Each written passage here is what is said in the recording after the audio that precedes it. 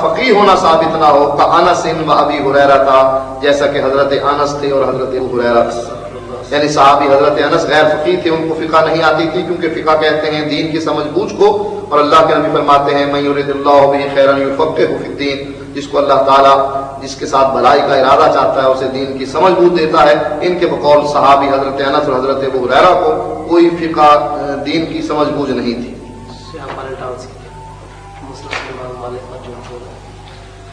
یہی اشارات فریدی میں بابا خواجہ غلام فرید کہتے ہیں کہ مسند امام مالک میں حضرت علی سے روایت ہے کہ میں جعفر اور زید اور رسول اللہ صلی اللہ علیہ وسلم کی خدمت میں حاضر ہوئے تو آپ نے جعفر سے فرمایا کہ تم سیرت اور صورت میں ہمارے مشابہ ہو.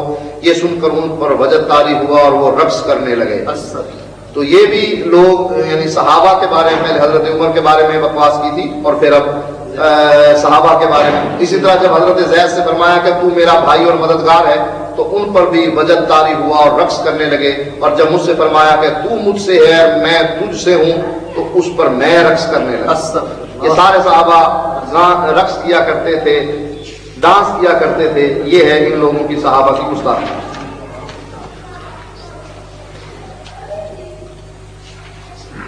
یہ ہے حج فقیر، شعر اللہ، مکہ مدینہ بیت اللہ وغیرہ کی توہین ان لوگوں نے کی ہے. صفحہ نمبر 3 ہے.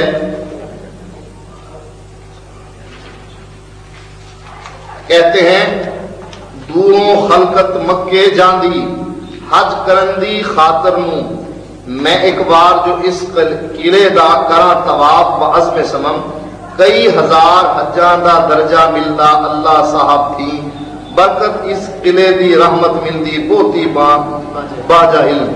یہ ہے کہ مکے جانے کی کیا ضرورت ہے، جو یہ یہاں دربار ہے اس کا طواف کر لیا جائے تو کئی ہزار حجوں کا درجہ ملتا ہے. صفحہ نمبر 4 پر یہ عبارت موجود ہے.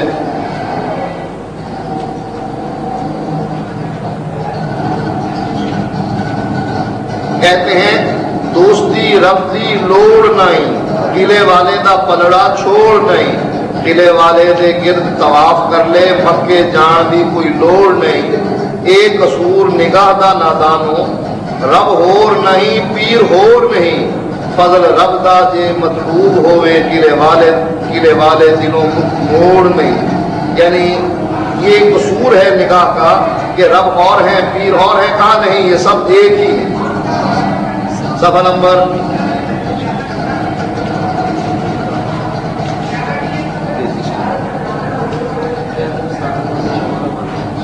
بے شمار والے ہیں، وقت کی قلت کی وجہ سے ہم ان کا ذکر نہیں کر رہے.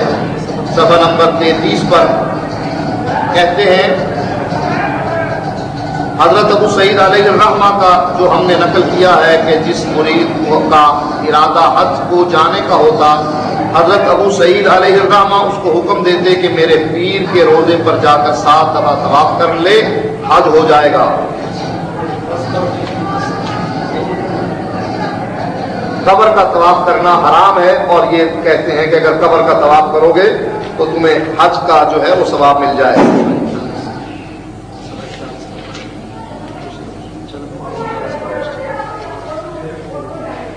صفحہ 45 پر یہ عبارت موجود ہے.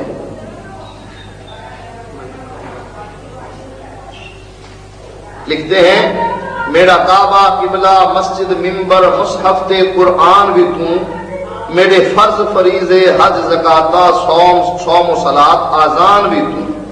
یہ ہے ان کا نماز کے بارے میں، آزان کے بارے میں، روزوں کے بارے میں، قرآن کے بارے میں، قبلے کے بارے میں، مسجد اور ممبر کے بارے میں عقیدہ. ادائے کے بخشش ہے اور پیری مریدی حقائق و بصائر.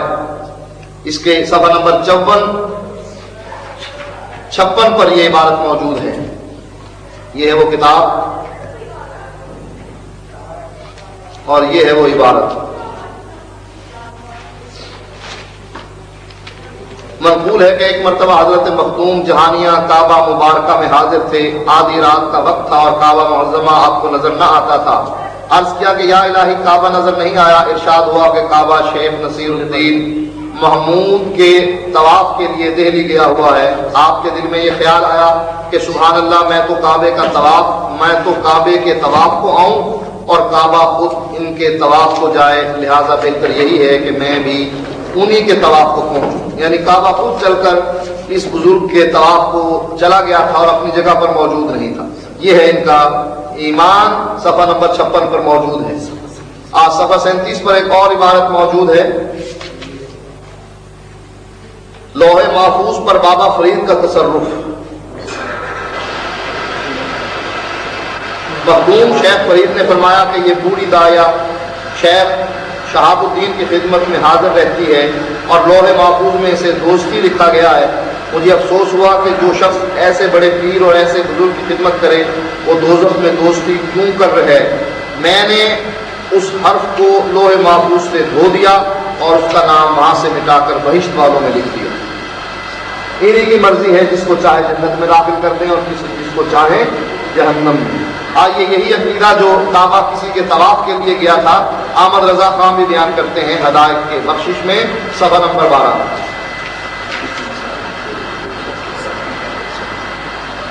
ہدایت کے بخشش صفحہ نمبر 12،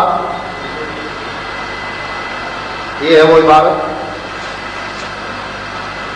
لکھتے ہیں سارے افتاب جہاں کرتے ہیں کعبے کا طواف، کعبہ کرتا ہے طواف درے والا تیرا۔ یہ ہے ان کے عقیدے جو ہم نے مختصر بیان کیے ہیں۔ بہت سے عقیدے کفریہ اور شرکیہ وقت کی کمی کی وجہ سے ہم بیان نہیں کر رہے، تو یہ ہم نے سیڈی اس لیے تیار کی ہے کہ یہ لوگ کبھی بھی عقیدے پر مناظرہ نہیں کریں گے، لہذا ہم یہ سیڈی تیار کر کے لوگوں کو دے رہے ہیں کہ ان کی کتابوں کے حوالے موجود ہیں۔ کسی ایک حوالے کو غلط ثابت کر دیا جائے، ہم ایک حوالے پر 1,00,000 روپے انعام دینے کے لیے تیار ہیں، یا یہ ہم نے کوئی بے ایمانی کی ہو کہ اپنی کتابیں پیش کی ہوں۔ انہی کی کتابیں ہیں، انہی کے پبلشر ہیں اور انہی کا تمام مواد ہے، انہی کے مصنفین ہیں اور انہی کی کتابیں ہم آپ کے سامنے رکھ رہے ہیں۔ جب آپ جو آدمی چاہے کہ حوالے ہم سے دیکھنا تو ہم سے رابطہ کریں، انشاءاللہ ہم ان کا یہ کفر جو ہے اس کو ویسے بھی دکھانے کے لیے تیار ہیں اور یہ انہی کے لیے تیار کریں۔ وآخر دعوانا الحمدللہ رب العالمین۔